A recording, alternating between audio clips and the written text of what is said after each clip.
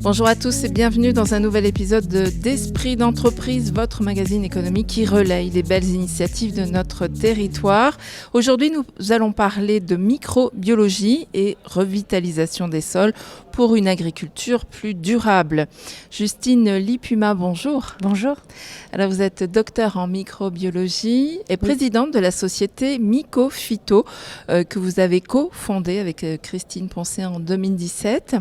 Cette entreprise Mycophyto est spécialisée dans des solutions innovantes microbiologiques de biostimulation grâce à des champignons mycorhiziens. Alors nous allons voir dans cette émission justement en quoi ça consiste.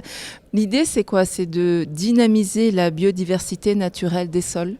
Tout à fait. L'idée, c'est de venir optimiser, revaloriser et revitaliser cette biodiversité qui est naturellement présente dans un sol. Il faut savoir que dans 1 gramme de sol de forêt, on a plus d'êtres vivants que d'êtres humains sur Terre. Donc on est sur l'ordre du milliard. Et quand on prend 1 gramme de sol d'un terrain cultivé, on tombe dans l'ordre du millier. Donc ça veut dire qu'on a eu une perte un petit peu d'individus. Et donc nous, notre travail est de venir booster cette biodiversité. Alors quel est le point de départ justement de la création de votre entreprise? Vous êtes parti de quel constat? Alors en fait, c'est un double constat. Tout d'abord, comme vous l'avez dit, je suis microbiologiste de formation. Donc j'ai travaillé avec l'Université de Turin sur la compréhension de ces champignons mycorhiziens, leur analyse, leur compréhension moléculaire. Et puis par ailleurs, sensible au monde agricole, je me suis aperçue que dans ce monde agricole, on avait des solutions alternatives à la chimie qui n'étaient peu ou pas efficaces. Et donc on mettait une pression sur des agriculteurs pour changer sans leur donner les moyens de changer. Et donc j'avais le sentiment qu'il y avait d'un côté la recherche dans laquelle on trouvait des solutions, on comprenait, on avait des connaissances, et de l'autre la société, les agriculteurs qui eux n'avaient pas accès à ça. Et donc l'idée de Mycophyto a été vraiment de faire ce chaînon manquant et de faire le lien de la recherche jusqu'à l'agriculteur. Donc vous proposez des solutions microbiologiques. Comment les fabriquez-vous? En quoi consiste rapidement ce processus et on verra ensuite les différentes étapes? Oui, alors pour produire ces champignons mycorhiziens qui sont à la base de nos produits, qui vont avoir la forme de poudre, de granulés ou de liquide, on va venir en fait produire des plantes qui sont des plantes qui acceptent ces champignons et qui vont finalement les aider à s'amplifier et à se développer. Ces champignons, c'est des symbiotes obligatoires. Ils ont nécessairement besoin d'une plante pour se multiplier. Il y a un échange donnant-donnant. Exactement. Et au gagnant-gagnant en plus. Gagnant-gagnant, c'est un mariage heureux. Et donc l'un a besoin de l'autre pour croître, c'est ça? Et c'est Oui. vertueux au niveau des sols? Exactement, c'est vertueux pour les 2 organismes et pour les sols. En fait, le champignon va capter des éléments nutritifs qui vont être présents dans le sol, qui va pouvoir restituer à la plante. Et la plante, elle, par le soleil, elle fait une activité dite de photosynthèse et elle produit du carbone qu'elle peut donner en échange aux champignons. Tous les champignons ne sont pas mycorhiziens? Non, c'est un seul phylum dans la phylogénie des champignons. Il y a un phylum qui est capable de faire ces symbioses-là. C'est donc ces fameux champignons mycorhiziens arbusculaires parce qu'ils vont jusqu'à rentrer dans la racine de la plante et même dans les cellules des racines et ils font comme des arbres. C'est pour ça qu'on les a appelés champignons arbusculaires. Et on en compte combien d'espèces de ce type de champignons? Alors on estime aujourd'hui, c'est qu'une estimation parce qu'ils sont encore assez mal connus, on estime qu'il y aurait entre 200 et 250 espèces différentes de champignons mycorhiziens. Alors quelles sont les différentes étapes justement de cette production? Vous allez extraire au départ, c'est ça? Extraire au niveau Tout des à sols, fait. de savoir de quoi le sol a besoin? Exactement, puisque notre innovation, le cœur, il est vraiment là, il est de pouvoir proposer des associations plantes-champignons qui soient adaptées à un contexte et qui soient spécifiques. Donc on va aller dans une parcelle, réaliser des prélèvements, identifier les champignons présents et on va ensuite venir les amplifier, puisque parfois ils sont là, mais sous un seuil trop faible pour avoir une action positive sur la plante. Donc on les amplifie et ensuite on les réintègre dans leur terroir d'origine. D'accord, donc il y a une culture dans vos laboratoires et ensuite réensemencement de ces... sous quelle forme d'ailleurs? Alors nous, les cultures se font dans des serres. Moi, mes usines, ce sont des serres. Et finalement, notre système de production ressemble un peu à un système de production horticole, pratiquement. Et ensuite, on va venir faire des poudres ou des liquides ou des granules qu'on va pouvoir apporter soit au moment de la plantation. On utilise le trou de plantation pour y mettre cette poudre. qui va ensuite permettre d'avoir une interaction avec la plante, soit on va pouvoir injecter dans le sol la solution liquide, soit on pourra mettre des granules. L'idée était de trouver des formulations qui soient en fin de compte quelque chose de facile à utiliser pour l'agriculteur, qui ressemble à une action qu'il fait déjà, à un moment de sa culture où il fait déjà. Parce que si on a une très bonne solution qui doit apporter en s'équipant avec du matériel très coûteux ou qui doit le faire à un moment donné où il n'a personne dans sa parcelle et où ça lui coûte de l'argent aussi en temps humain, ça ne fonctionnera pas. Oui. Et comment ça se passe, donc, cette symbiose? Elle est rapide au moment où le produit est injecté, enfin réensemencé dans les sols? Il se passe entre 4 et 6 semaines avant que la symbiose soit vraiment effective et puisse apporter tous ses bénéfices à la plante. D'accord. Et on parle maintenant de bénéfices. Au final, quels sont les résultats au niveau rendement? Ça donne quoi en gain? Alors du coup, par exemple, nous avons travaillé sur la rose, qui est une plante emblématique du secteur de la parfumerie, et notamment la rose de mai, qui est à la base de certains parfums. Dans cette rose, on a été capable d'augmenter jusqu'à 30% le nombre de fleurs par plant. Sur la tomate également, on est capable d'augmenter entre 20 et 40% le nombre de tomates par pied, et on joue également sur la qualité gustative de ces tomates, ce qui est aussi intéressant. Est-ce qu'il y a obligation de réensemencer chaque année, ou est-ce que voilà, que se passe-t-il au niveau de la fréquence? Nous, l'idée était de trouver une solution qui soit durable et qui permette de redonner de l'autonomie au système. Donc notre solution, une fois qu'elle est apportée, je vous parlais des roses à parfum, ce sont des plantes, des cultures pérennes que l'on va laisser en culture pendant 10, 15 ans parfois. Et bien nous, jusqu'à 4 ans après l'application, on a encore les effets bénéfiques de cette symbiose. Donc sur des cultures annuelles, il va falloir apporter de manière annuelle la solution, notamment dans des cultures hors sol, puisque lorsque la culture est arrêtée, est arrachée, on enlève tout, on recommence. Mais sur des cultures pérennes, l'idée est que ça puisse rester en place pendant plusieurs années. Justine Lipuma, nous sommes ensemble pour parler de Mycophyto.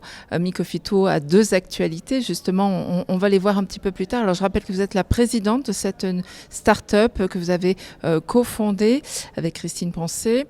En quoi justement vos solutions développées, technologiques, sont une réponse aux contraintes dues au dérèglement climatique? Bien, nous y répondons à ces contraintes, notamment en essayant d'adapter les systèmes de production à des contraintes de sécheresse. Nous travaillons notamment sur la vigne, où il y a un vrai enjeu d'adaptation à la sécheresse qui est de plus en plus longue en durée, et on n'a pas de système d'irrigation dans les vignes. Certaines, on ne peut pas l'installer tout simplement, d'autres, il n'y a pas d'autorisation. En tout cas, c'est compliqué et coûteux. Et donc nous, on est capable de venir maintenir l'eau à proximité de racines, de garder cette eau, parce que ces champignons vont produire des protéines qui sont comme des éponges, qui vont venir conserver l'eau au pied des racines. Cet été, nous avons pu démontrer chez notre partenaire Château Sainte-Roseline en Provence, en pleine période de chaleur, qu'on était capable d'augmenter de 20% la quantité d'eau disponible à proximité des racines.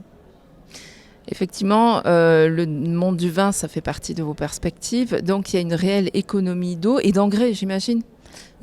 Oui, tout à fait. Un des enjeux et le point de départ de Mycophyto, c'était d'arriver à produire plus et mieux avec moins. D'arriver à ne plus choisir entre réduction des intrants, des impacts environnementaux et augmentation de la productivité. Donc on est capable de réduire les besoins en engrais azotés, phosphatés qu'on apporte de manière régulière aux cultures.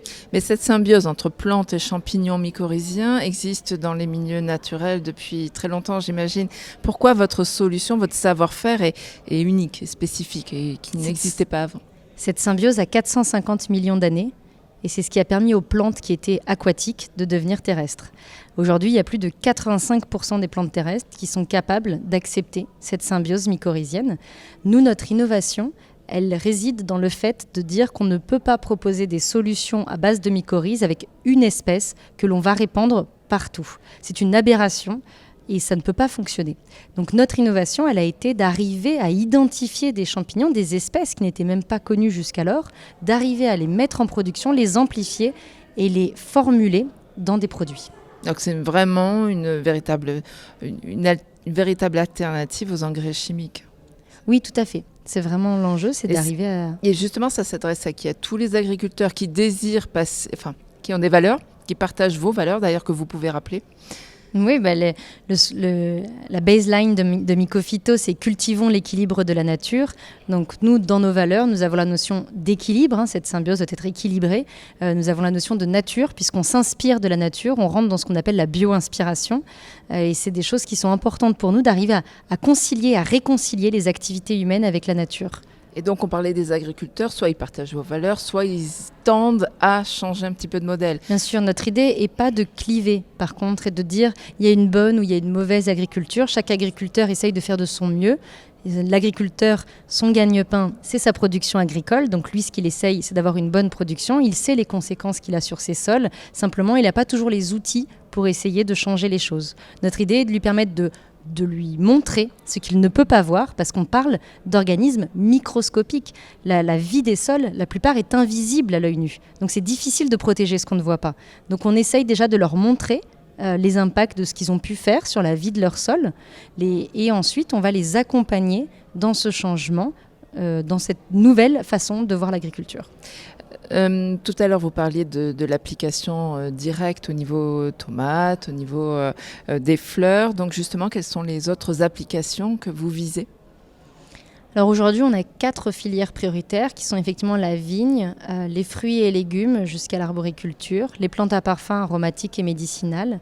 Et on travaille depuis récemment sur aussi tout ce qui est aménagement paysager, environnement et espace sportif, puisque les collectivités se doivent de ne pas utiliser d'intrants chimiques. Elles ont une loi qui est passée il y a plusieurs années maintenant et qui font que dans les jardins publics, dans les espaces verts, dans les aménagements de la ville, on ne peut pas utiliser d'intrants chimiques. Et donc on les accompagne, ces villes, dans le fait de pouvoir trouver ces solutions.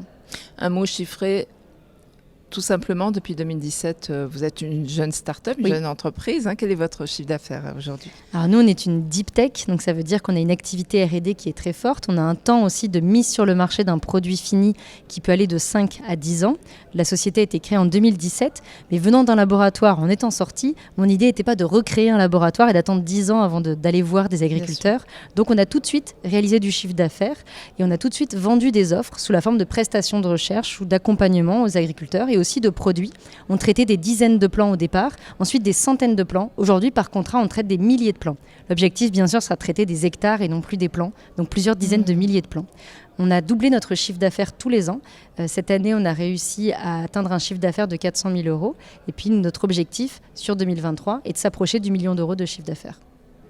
Nous sommes ici dans les nouveaux locaux Mycophyto à Grasse, Biotech. Justine Lipuma, vos perspectives justement de développement ont déjà attiré plusieurs investisseurs. Lorsque vous étiez à Sophia Antipolis, vous avez pu bénéficier d'une levée de fonds de plus d'1 million d'euros en 2019, notamment pour recruter du personnel. Et ce n'est pas fini. Comment vous avez poursuivi le parcours de développement qui vous a accompagné aujourd'hui ? Alors, on a eu la chance d'être beaucoup accompagnés. On se doit de faire beaucoup de choses lorsqu'on est entrepreneur, mais on n'est pas spécialiste de tout. Donc c'est important d'être accompagné. On a été au village Baïséa, donc les villages du Crédit Agricole, où on a eu la chance d'être accéléré. Également au Business Pole à Sophia Antipolis. Et puis sur la partie levée de fonds, je travaille avec un cabinet d'avocats qui est Venturi et qui nous accompagne depuis le tout début pour arriver à construire cette stratégie financière et d'aller convaincre de nouveaux investisseurs. Convaincre. Justement, un autre succès, c'est cette nouvelle levée de fonds de 4 millions d'euros que vous avez annoncé ce début janvier. Quels sont les investisseurs justement qui vous soutiennent ? Qui sont-ils et quelles sont leurs motivations ? Alors tout d'abord, on a nos investisseurs historiques qui ont fait le choix de continuer à croire en nous, à continuer à nous aider à avancer et à croître. Et puis, donc, les nouveaux investisseurs, eh bien, nous avons un panel d'investisseurs. C'est un choix que l'on a fait, d'avoir des investisseurs qui, pour la plupart, sont des entrepreneurs qui ont parié sur un entrepreneur et qui ont connu les étapes qu'on est en train de vivre aujourd'hui et qui sont capables aussi de m'accompagner au-delà de l'investissement financier. Beaucoup de ces investisseurs ont envie de s'engager dans ce projet, de nous aider sur un certain nombre de sujets. Donc on a également le Crédit Agricole qui a renforcé son positionnement avec 2 nouvelles caisses régionales qui ont rejoint l'investissement de la caisse régionale Provence-Côte d'Azur et puis une association de business angel qui est Paris Business Angel. Et puis comme entrepreneur, on peut citer Jean-Daniel Hernandez qui est le PDG de Botanica, entreprise spécialisée notamment dans l'aménagement, les espaces sportifs, une des filières de Myco-Phyto. Et puis également les frères Garotta, qui ont une entreprise sur le territoire de Nice, orientée sur le BTP. C'est une entreprise familiale qui s'est développée aujourd'hui, qui a diversifié ses activités et qui veut rendre au territoire ce que le territoire lui a donné. Et en partageant sûrement les mêmes valeurs, qui, oui. Pour eux, vous représentez peut-être un projet qui a du sens. Oui, je crois que la plupart des investisseurs qui sont venus nous soutenir et qui ont investi dans ce projet-là, c'était parce qu'ils avaient le sentiment d'investir dans quelque chose de juste, dans quelque chose qui allait dans le bon sens. Prometteur. Et également prometteur, oui, tout à fait. Et qu'est-ce que vous ferez de cette nouvelle levée de fonds ? Ça va servir à quoi, ces 4 millions ? On imagine que voilà, vous allez grossir l'équipe. Vous avez... Tout à fait. On revient au sujet de 2019 avec l'équipe, mais en 2019, l'équipe a grossi plutôt sur les aspects R&D et sur les aspects un petit peu de fonction support. Il fallait que je m'entoure de support sur les sujets financiers, les sujets RH, etc.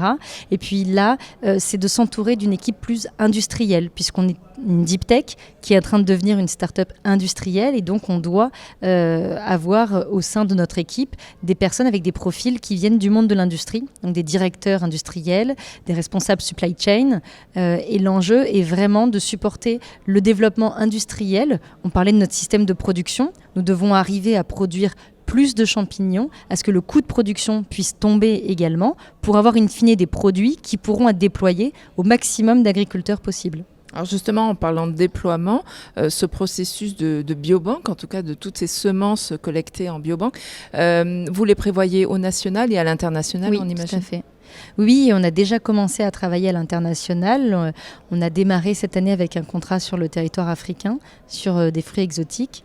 Et donc c'est vrai que c'est un sujet pour nous, puisqu'il y a aussi dans un certain nombre de pays des enjeux en termes d'agriculture, bien évidemment, mais aussi de changement climatique et de dévitalisation des sols. Donc à chaque fois, si je comprends bien, les sols, les études et les champignons vont être adéquats au sol du pays. Et heureusement pour nous, on ne va pas devoir à chaque fois aller faire des prélèvements de sol, puisque nous avons développé un outil de prédiction basé sur de l'intelligence artificielle, puisqu'on a découvert quelles étaient finalement les caractéristiques qui faisaient qu'une espèce était présente à un endroit donné et pas à un autre. Donc à présent, nous sommes capables de prédire quels sont les cocktails d'espèces les plus adaptés à un contexte, et on va ensuite pouvoir aller piocher dans notre biobanque, amplifier les espèces et formuler des produits. Tout cela va aboutir à donc une offre commerciale modifiée, élargie. Exactement. Oui, l'idée est vraiment...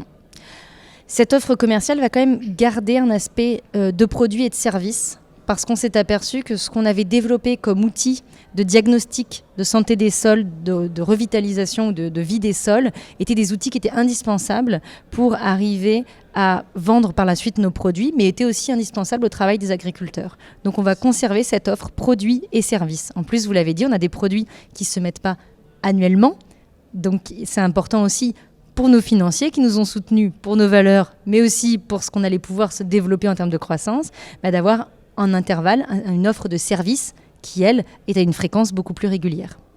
Dernier mot, dernière question sur justement la croissance en local, puisque vous avez déménagé et que vous êtes au sein du parc Grasse Biotech.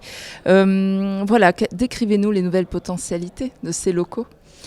Pour nous, c'est un changement important. Nous avions eu la chance d'être hébergés dans un site INRAE, étant une spin-off INRAE, mais nous manquions de place, cruellement. Donc on avait des laboratoires qui étaient 2 fois plus petits, qui étaient des espaces partagés avec d'autres équipes de recherche. Ici, nous avons un espace dédié à Myco-Phyto, ce qui est aussi important pour des sujets de confidentialité, de développement de brevets, etc. Et puis j'ai pu regrouper sur un même site mes équipes commerciales, mes équipes support, R&D, de direction. Ça permet de renforcer la notion de culture d'entreprise, ça permet de fluidifier les échanges entre les différents services, et donc ça permet d'avoir des meilleures performances. Vous êtes combien maintenant ? On est 20 personnes. 20 personnes. On devrait être 25 à la fin de l'année. Technique, commerciale, voilà, belle synergie, belle équipe. En tout cas, bravo pour ce magnifique travail. Merci. Un grand merci, Justine Lipuma, de nous avoir éclairé sur vos solutions biologiques basées sur la symbiose mycorhizienne. Je rappelle que vous êtes donc la présidente de la société Myco-Phyto. Et Merci vraiment, car on peut, je pense, considérer la transition agroécologique plus facilement maintenant avec ces solutions et en donnant aussi aux agriculteurs l'opportunité de devenir des acteurs du changement. Merci beaucoup. Merci à vous. À bientôt sur RCF. À bientôt sur RCF.